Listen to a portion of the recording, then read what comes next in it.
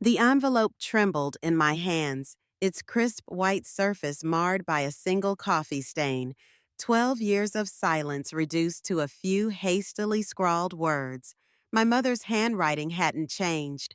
I stood in the middle of my graduation party, surrounded by the hollow laughter and champagne-fueled conversations of my father's business associates. The letter burned against my palm like a dirty secret. "Mary, darling, come join us." Diana's voice cut through the ambient noise, dripping with artificial sweetness. My stepmother waved from across our mansion's great room, her perfect smile never quite reaching her eyes. I slipped the envelope into my purse. "Just freshening up," I called back, already heading for the stairs. "Don't be long," my father Robert commanded, his tone brooking no argument. "The Hendersons want to discuss your college plans." My heels clicked against the marble steps as I climbed to my bedroom. The sounds of the party faded, replaced by the thundering of my heart. I locked the door, sank onto my bed, and pulled out the envelope. "My dearest Mary," it began, "there are things you need to know, things I should have told you years ago. Your father isn't who you think he is. Neither is Diana. Meet me tomorrow at noon, Riverside Cafe. Come alone. Love, Mom." "Bullshit," I whispered, crumpling the paper. "She abandons me at 8 years old, leaves Lily when she was just 4, and now she wants to play concerned mother?" A soft knock interrupted my thoughts. "Mary?" It was Lily, her voice muffled through the door. "Dad's getting annoyed. Diana's telling everyone you're having a teenage moment." I smoothed my graduation dress and opened the door. My 15-year-old sister stood there, worry creasing her forehead. "You okay? You look like you've seen a ghost." "I'm fine." I forced a smile. Just needed a minute away from Diana's social circus. "She means well," Lily said, but her eyes darted away. Even she didn't believe that anymore. We descended together, arm in arm. Diana immediately swooped in, steering me toward a cluster of important guests. "There's our graduate. I was just telling the Hendersons about your plans for business school. Following in your father's footsteps, aren't we?" I caught my father watching us, his expression unreadable. He raised his crystal tumbler slightly. "A warning, not a toast. Play your part," that gesture said. "Keep the facade intact." "Actually," I heard myself say, "I'm considering taking a gap year." The conversation stuttered to a halt. Diana's fingers dug into my arm. "Oh, darling, you never mentioned that before." "It's a recent decision." I met my father's hardening gaze. "I think I need some time to figure things out." "Nonsense," Robert cut in, joining our circle. "Mary's just overwhelmed by all the excitement. Business school applications are already submitted." "But perhaps we should discuss this later," Diana interrupted smoothly, her smile never wavering. "This is a celebration after all." I watched them spin their web of lies and expectations, just as they'd done since my mother left. Since Diana arrived 2 years later with her designer wardrobe and calculated affection. The letter in my purse felt heavier with each passing moment. Later that night, after the guests had gone and Lily was asleep, I stood in my bathroom staring at my reflection. My mother's words echoed in my head. "Your father isn't who you think he is." I pulled out my phone and typed a message to my best friend Amanda. "Need to talk. Something big happening? Meet me before noon tomorrow?" Her reply came instantly. "Always. What's wrong?" I thought about all the questions I'd buried over the years. About the night my mother vanished. About the way Diana seemed to know exactly how to manipulate my father. About the whispered conversations that stopped when I entered rooms. "Time to dig up some family secrets," I texted back. "I think I'm done playing happy families." My phone buzzed again. A text from an unknown number. "Be careful who you trust, Mary. Some secrets are buried for a reason." I deleted the message with trembling fingers, but the warning had already taken root. Tomorrow, I'd meet my mother and finally learn the truth, or walk into a trap 12 years in the making. The Riverside Cafe buzzed with the usual lunch crowd, but Amanda's grip on my arm kept me from bolting. My mother's letter lay between us on the table, coffee rings staining its edges. "She's late," Amanda said, checking her phone. 20 minutes late. I traced the rim of my untouched coffee. Maybe she's not coming. Maybe this is just another. "Mary," Diana's voice sliced through the cafe chatter. She stood at our table, designer handbag clutched like a shield. What a surprise! My stomach dropped. Behind her, I spotted Ethan, her business partner, securing a table with a clear view of us. His presence wasn't a coincidence. "I was just having coffee with Amanda," I said, sliding the letter under my napkin. Diana's perfectly manicured nails drummed against the table. "Funny, I could have sworn you told your father you were meeting your academic advisor." She slid into the empty chair. "He'll be so disappointed." "Are you following me?" "Protecting you." Her smile didn't waver. "From what I understand, Jessica tends to hurt the people closest to her. Ask your grandmother Helen about that sometime." The mention of Grandma Helen sent a chill through me. "What do you know about my grandmother?" "More than you'd think." Diana leaned forward. "Your father and I want what's best for you, Mary. That's why we've already handled the business school arrangements. Full ride scholarship, housing, everything." Amanda shifted uncomfortably. "Mary hasn't decided?" "Oh, but she has." Diana's tone hardened. "Haven't you, Mary? After all, your father's reputation in the business world opens so many doors. It would be shame to close them." My phone buzzed. Unknown number. Back entrance. Now.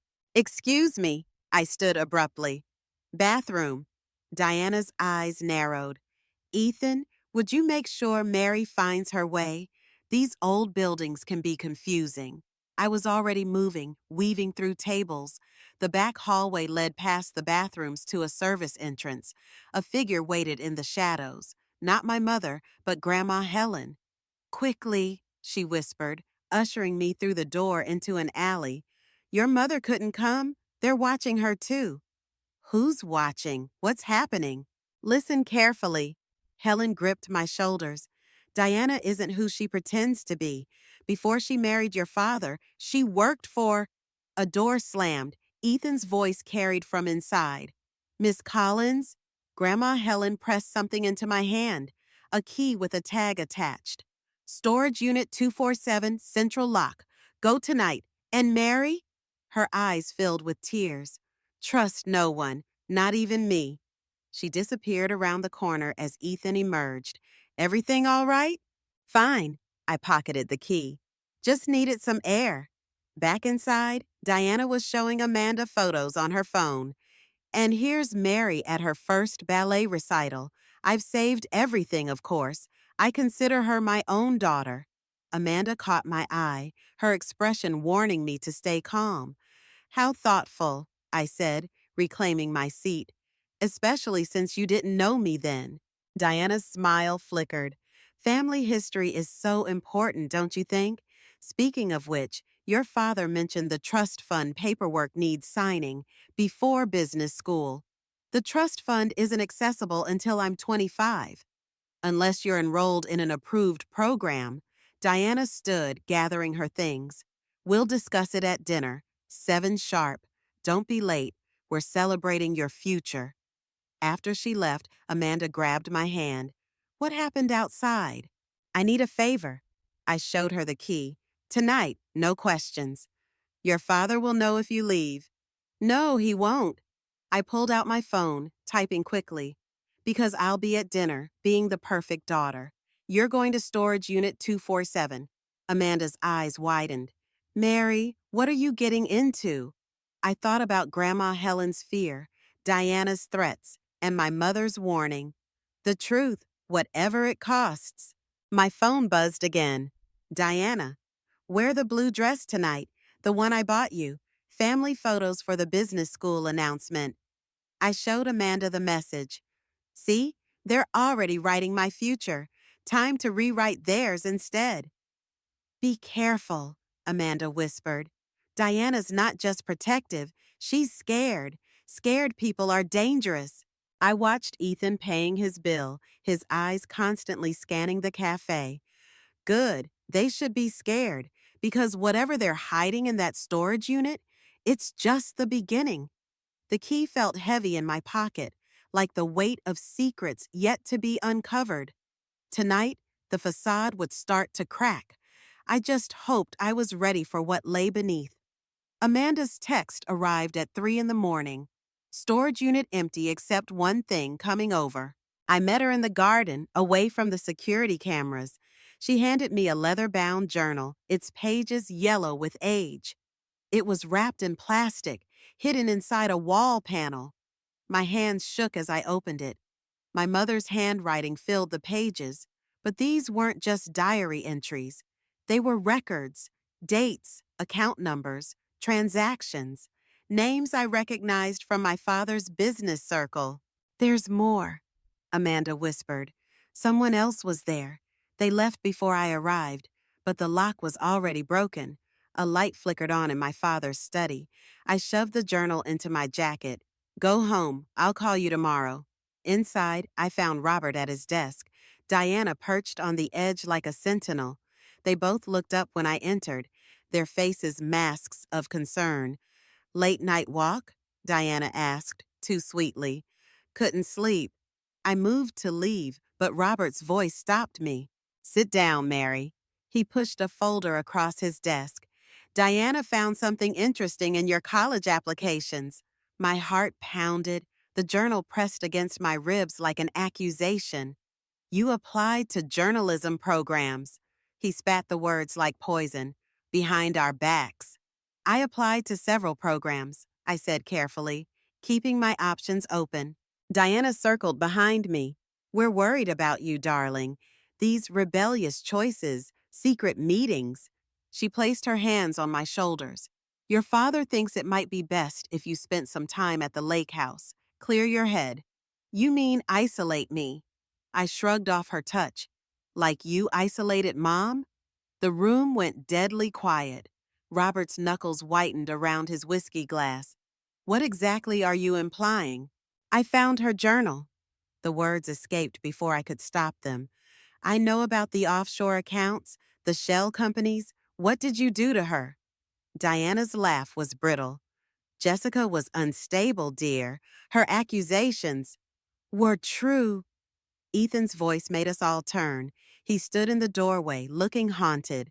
"I can't do this anymore, Diana. Tell her the truth." "Ethan," Diana warned, but he cut her off. "Your mother discovered irregularities in the company books," he said. "Money laundering, fraud. When she threatened to expose it." Robert's glass shattered against the wall. "Get out." "She didn't abandon us," I realized, bile rising in my throat. "You forced her out." "We protected you," Diana snapped. "Your precious mother would have destroyed everything. The company, our reputation, your future." I backed toward the door, clutching the journal. "Does Lily know? Does she know what kind of people are raising her?" "Mary," Robert's voice was deadly calm. "If you walk out that door with that journal, you'll regret it. Think about your sister." The threat hung in the air like smoke. I thought about Lily, sleeping upstairs, innocent and unaware, about Grandma Helen's warning, about my mother, somewhere out there, waiting. "You can't control me anymore." I turned to Ethan. "Tell the truth. Tell everyone." "He won't," Diana smiled. "Because Ethan knows what happens to people who betray family secrets. Don't you, darling?" Ethan's face drained of color. He looked at me, then away. "I'm sorry, Mary. I can't." I ran through the house, past Lily's room where a light now glowed, down the stairs. My phone buzzed with texts. Amanda warning me that someone was following her home. Another unknown number. "Meet me where it started. Bring the journal." Behind me, I heard Robert on the phone, Diana's heels clicking on marble, Ethan's uncertain footsteps. The weight of 12 years of lies pressed down like a stone. In my car, hands shaking on the wheel, I made a choice. The journal held answers, but it also held danger. I took photos of every page, sent them to secure emails, then drove toward the place where everything began, the house where we lived before my mother vanished. My phone rang. Lily's voice was small, frightened. "Mary, Dad's calling people. Diana's saying you're having a breakdown. What's happening?" "Listen carefully," I told her. "Pack a bag. When Grandma Helen comes for you, go with her. Don't trust anyone else." "Are you coming back?" I thought about the journal, about Ethan's fear, about Diana's threats. Yes, but first, I'm going to make them pay for what they did to Mom, to all of us.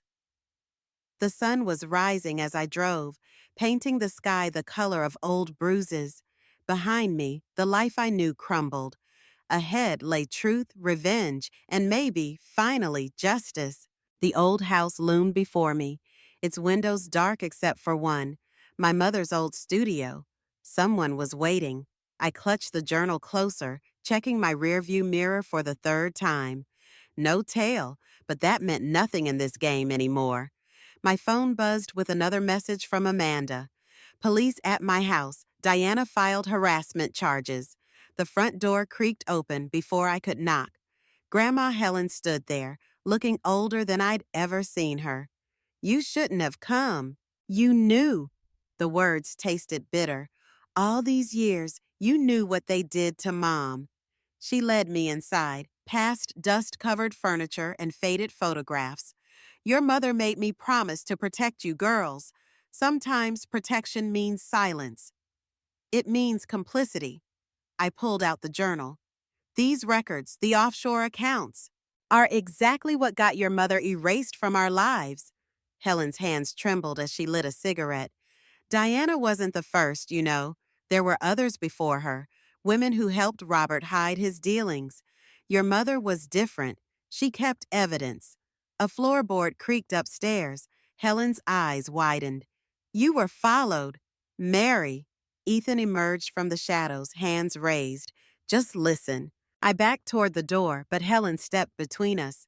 "He's been helping me, feeding information about Diana's plans." "Why should I trust either of you?" "Because," Ethan pulled out his phone, "I recorded everything. The night Diana orchestrated your mother's departure, the threats, Robert's connections to people who make problems disappear. The implications hit like ice water. They didn't just force her out, they—" "No," Helen cut in. "Jessica escaped, but others weren't so lucky. Show her, Ethan." He handed me his phone. Photos filled the screen. Documents, surveillance images, bank statements, names I recognized from my father's inner circle, people who'd vanished over the years. "Diana's getting sloppy," Ethan said. "Desperate. She knows you have the journal, but she doesn't know about these." My phone lit up with Lily's number. When I answered, Diana's voice purred through the speaker. "Having fun playing detective, dear. Lily's quite worried about you. We all are." "Where's my sister?" "Safe, for now. But accidents happen, don't they? Just ask your mother." The line went dead. Helen grabbed my arm as my knees buckled. "We need to move. They'll trace the call." "I can't leave Lily." "You can't help her if you're dead." Ethan checked the windows. "Diana has people watching the house. Your father's lawyers are already moving to declare you unstable, unfit. Once they get control—" "They won't." I straightened, mind racing. "The company's annual gala is next week. Every investor, every partner will be there." "Mary, no." Helen's face went ash white. "A public confrontation is exactly what they want. Proof of your instability." "Not a confrontation." I opened the journal to a specific page. "An execution. Diana's not the only one with recordings." Ethan's phone buzzed. His face hardened as he read the message. "We have another problem. The police aren't just at Amanda's. They're calling it a suicide attempt." The world tilted. Amanda would never. They're framing her, like they framed Mom. "There's more." Helen pulled out an envelope. "Your mother left this, said to give it to you when you were ready. Inside is proof that Diana was involved in similar schemes before she met Robert. other families, other disappearances. Headlights swept across the windows, car doors slammed outside. Back door, Ethan hissed. I'll stall them. Helen pressed the envelope into my hands. Remember, revenge isn't about destruction, it's about justice. Your mother understood that too late. I slipped into the night as voices filled the house. My phone vibrated with a text from an unknown number. Time to choose, Mary, your sister's future or your mother's past. The journal weighed heavy in my bag, but the envelope felt heavier. Somewhere in the city, Amanda lay in a hospital bed, framed for her own attempted murder. Lily sat trapped in that mansion, surrounded by monsters wearing family masks. And my mother's ghost whispered of choices made and prices paid. I started the car, mind made up. Diana wanted to play with lives? Fine, but she'd forgotten something crucial. I was Robert Collins's daughter, too, and he'd taught me well how to destroy someone completely. The gala was 7 days away. Time to show them what revenge really looked like. The hospital corridor stretched endless and white. Through the observation window, Amanda lay still, tubes snaking from her arms. The doctor's words echoed in my head. Suspicious levels of sedatives in her system. My phone buzzed. Diana's number. I declined the call, but her text appeared instantly. Tragic about Amanda. Stress can be so devastating for young people. Lily's quite distraught. The threat wasn't subtle anymore. I pressed my forehead against the cold glass, watching Amanda's chest rise and fall. The nurse's whispers carried down the hall. Second attempt this month from that family. You shouldn't be here. Ethan's voice made me turn. He looked haggard, tie loose around his neck. Diana's people are watching the hospital. Let them watch.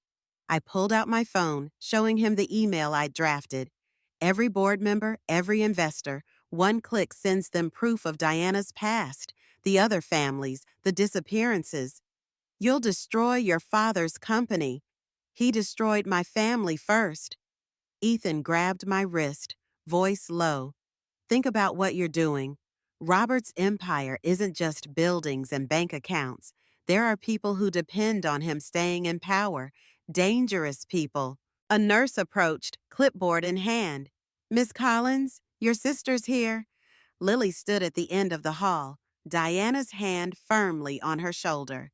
My sister's face was blank, carefully composed, a look I recognized from years of family photos. Mary, darling. Diana's smile was razor sharp. We've been so worried. First, Amanda, now these concerning emails you're drafting. How did you? Your father monitors all family communications. For safety, of course. She squeezed Lily's shoulder. We're here to take you home. The lake house is lovely this time of year. I'm not going anywhere. No. Diana's phone appeared. Interesting call today from Amanda's doctor. Apparently, someone accessed her room last night, adjusted her medication. The security cameras caught everything. My blood froze. You wouldn't. The footage is quite clear. In your current unstable state, she shrugged delicately. Well, attempted murder charges are serious. Lily's eyes met mine, a silent warning. Her hand moved slightly, tapping her pocket. A message. 10 minutes, Diana said. Say goodbye to your friend, then we're leaving, unless you prefer I send this footage to the police. They retreated down the hall, Diana's heels clicking like a countdown. Ethan touched my arm. Mary! Check my sister's pocket, I whispered. Whatever she's trying to tell me, get it. He nodded, moving casually after them. I entered Amanda's room, my hands shaking as I took hers. I'm sorry, I whispered. I didn't know they'd come after you. My phone vibrated. Ethan. Got it. USB drive. Contains recordings of Diana's conversations with someone named Marcus. Meeting you at the cafe across street. I squeezed Amanda's hand one last time. I'm going to fix this. All of it. Outside, Diana waited with a triumphant smile. Ready to be reasonable? One condition. I met her gaze steadily. Lily stays in the city with Grandma Helen. You're hardly in a position to negotiate. No? I pulled out my phone. Funny thing about email drafts, they can be scheduled, even if you take my phone, even if you lock me away. Tick tock. Diana's smile faltered. Lily's eyes widened slightly. She knew I was bluffing, but Diana didn't. Fine. Diana's voice could freeze hell. But one wrong move, one hint of these allegations reaching the board, and Amanda's tragic accident becomes permanent. Understood? I nodded, following her to the waiting car. As we pulled away, I caught a glimpse of Ethan through the cafe window, hunched over his laptop. Whatever was on that USB drive, it was my last chance to save everyone or lose them all. My phone lit up one final time, an unknown number. The game's bigger than you know, Mary. Some monsters wear family masks, but the real demons wear business suits. Choose your next move carefully. I deleted the message, watching the hospital disappear behind us. Diana had won this round, but she'd forgotten something crucial. I'd learned manipulation from the best. And the lake house had secrets of its own, secrets my mother had buried there 12 years ago. The war for truth was just beginning. The lake house's security cameras blinked red in the darkness. 3 days of captivity, watching Diana orchestrate my downfall through carefully leaked rumors about my mental state. The gala was tomorrow, and I was trapped here, powerless. My phone lit up with Ethan's message. USB files decoded. It's worse than we thought. Diana's working with someone inside the FBI. The lake rippled black beyond my window. Somewhere out there, Amanda lay in her hospital bed. Lily lived under Diana's thumb, and my mother, where was she now? A knock at my door. Mary? Diana's voice dripped honey. The stylist is here with your gala dress. I opened the door to find not just Diana, but Robert too. His face was granite. The board called an emergency meeting. Unfortunate timing, Diana sighed. Just when rumors about your instability are circulating, if only someone could represent your interests. The trap snapped shut. I saw it in Robert's eyes. They'd planned this perfectly. Sign these. He placed papers on the desk. Transfer of your trust fund voting rights. Temporary, of course, until you're better. And if I refuse? Diana's smile widened. Then Amanda's doctor might discover some concerning patterns in her medication logs. And Lily, well, boarding school might be best for her safety. My fingers trembled on the pen. Everything I'd discovered, every piece of evidence I'd gathered, worthless if I couldn't attend the gala, couldn't expose them. One more thing. Robert pulled out his phone. Call Helen. Tell her you've changed your mind about the evidence she's holding. What did you do to her? Nothing yet. Diana examined her manicure. Though her neighborhood has become quite dangerous lately. So many accidents, I signed. Each stroke of the pen felt like a betrayal of my mother's memory. Perfect. Diana gathered the papers. The car leaves for the gala at 7. Do wear the blue dress. It matches the bruises from your latest episode so beautifully. After they left, I stared at my reflection in the window. Behind me, the security camera watched, recording my defeat. My phone buzzed. Unknown number. Check the dress. I unzipped the garment bag. Inside the hem, something hard. A small key. Another message.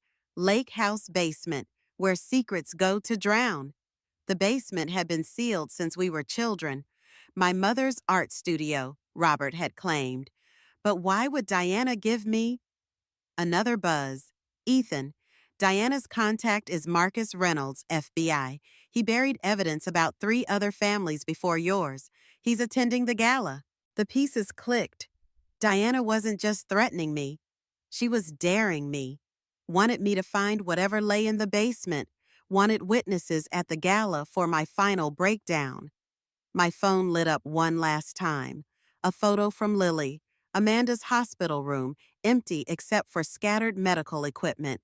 Below it, 2 words. Help her. I clutched the key until it bit into my palm. The lake house basement held answers, but Diana knew that, was counting on it. Whatever I found down there would either save everyone I loved or destroy me completely. The security camera's red eye blinked, watching as I moved toward the basement door. Diana's voice echoed in my head. Some secrets should stay buried, dear. Just ask your mother. My mother, who had worked in this basement, who had disappeared after discovering company secrets, who had maybe never left at all. The key slid into the lock. Beyond the door, stairs descended into darkness. Above, the camera recorded everything exactly as Diana intended. I took the first step down. If Diana wanted to stage my breakdown, fine, but she'd forgotten something crucial about cornered animals. They're at their most dangerous when they have nothing left to lose. The basement door closed behind me with a final click. Whatever waited in the darkness below would either be my salvation or my undoing. Either way, Diana would have her show at the gala tomorrow night, just not the one she was expecting.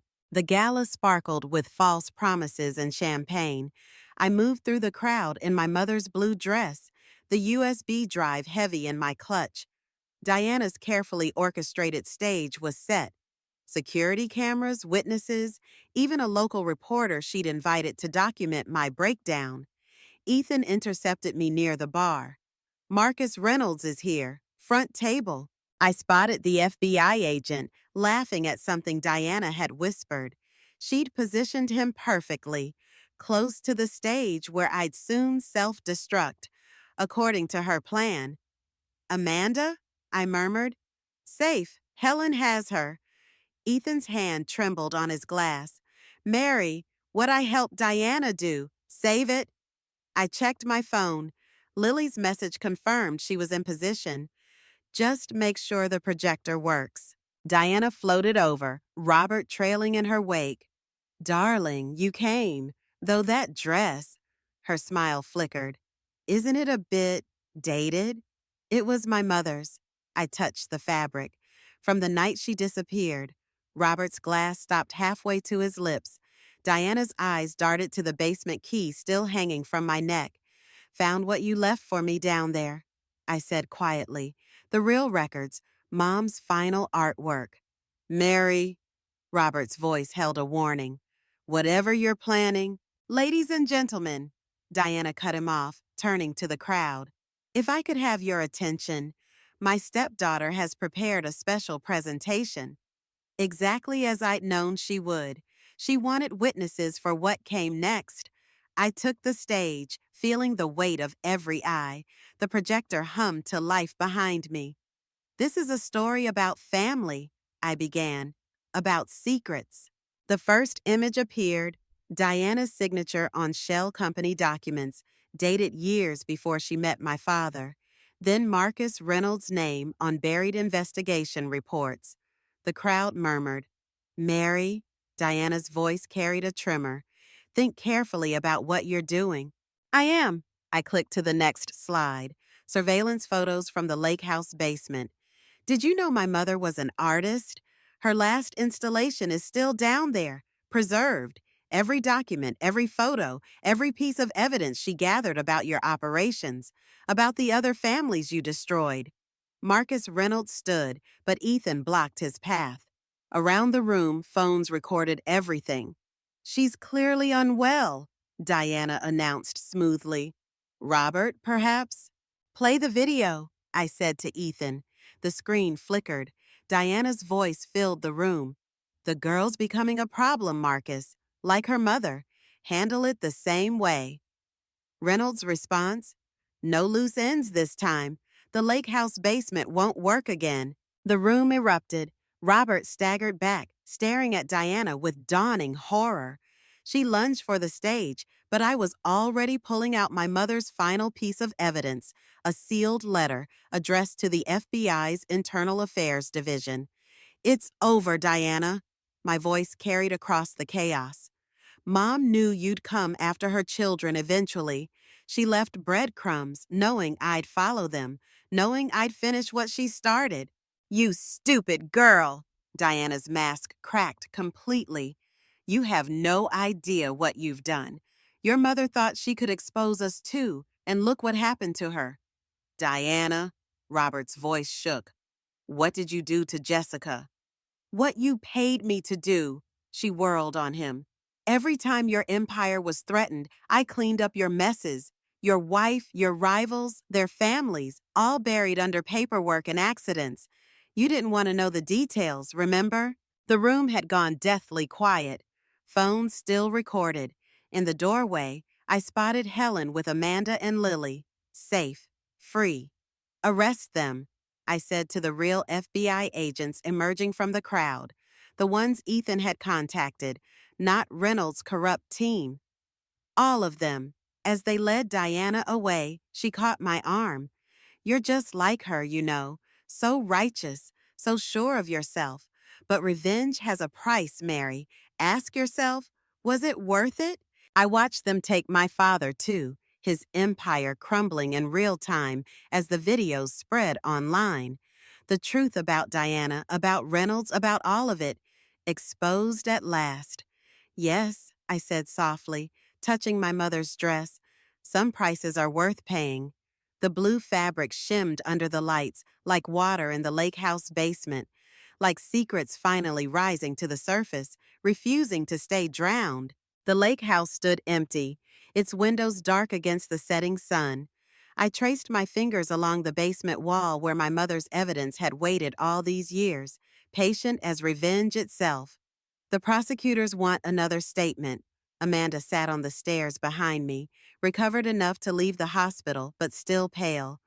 About Diana's involvement in the attempts on your life. Let Ethan handle it. I picked up a dusty photograph, my mother in this same basement, smiling at the camera. He has enough evidence to bury them all. My phone buzzed with news alerts. Collins' empire crumbles. FBI corruption exposed. Diana Foster faces multiple charges. The headlines blurred together, victory tasting more bitter than sweet. Lily settled in at Helen's, Amanda said softly. She's talking about art school. A laugh escaped me. Mom would have loved that. Mary, Helen's voice echoed from upstairs. There's something you need to see. I found her in my mother's old studio, holding a sealed envelope. This arrived today, postmarked 3 days ago. The handwriting on the front matched the letter that had started everything. My hand shook as I opened it. My dearest Mary, by now you've finished what I couldn't. Diana's web is unraveled, Robert's empire exposed. But revenge wasn't my endgame. It was your liberation. Every clue I left was a step toward freedom, not just justice. There's one last truth you deserve. I'm alive, living under a new name, watching from a distance as you grew into someone stronger than I ever was. I couldn't risk contact until Diana's network was destroyed. Now, perhaps, the choice is yours. If you want to find me, start with the painting over your bed, the one of the lighthouse. You always were good at solving puzzles. All my love, Mom. The studio spun around me. Helen touched my shoulder. What will you do? Through the window, I watched the lake ripple with evening light. Somewhere out there, my mother was waiting. But her final gift wasn't the chance to find her. It was the choice of whether to try. I'm selling this place, I said. The whole estate. The money goes to Diana's other victims. And Robert? Amanda asked. Let him keep his guilt. It's a better prison than any cell. I folded the letter, tucking it away. The lighthouse painting could wait. First, I needed to learn who I was without the weight of revenge driving every choice. Helen? I turned to my grandmother. Thank you for keeping her secrets until I was ready. She nodded, understanding what I couldn't say, that sometimes love means waiting for someone to find their own path through the darkness. My phone buzzed one last time, an unknown number. The lighthouse still stands when you're ready. Some mysteries are worth taking time to solve. I deleted the message without replying. The sun sank behind the trees, painting the lake blood red. In my pocket, the basement key felt lighter now, its burden lifted. Amanda and Helen left me alone in the studio, sensing I needed this moment. I opened my mother's old sketchbook, finding a final message written in the margins. Revenge is a beginning, not an end. Choose your next chapter wisely. Standing there, surrounded by the ghost of two generations of Collins women, I finally understood. My mother hadn't just left me a trail of breadcrumbs to the truth. She'd left me a choice between pursuing every answer and learning to live with some questions unanswered. I locked the studio door, leaving the lighthouse painting hanging in its place. Some mysteries weren't meant to be solved immediately. Some truths needed time to ripen, like revenge served cold or forgiveness offered carefully. The lake house would keep its remaining secrets, at least for now. I had my own path to forge, beyond the shadows of family legacy and vengeance fulfilled. Behind me, the setting sun painted the windows gold, then deep purple, then black, like pages turning, ending one story, but hinting at others yet to begin.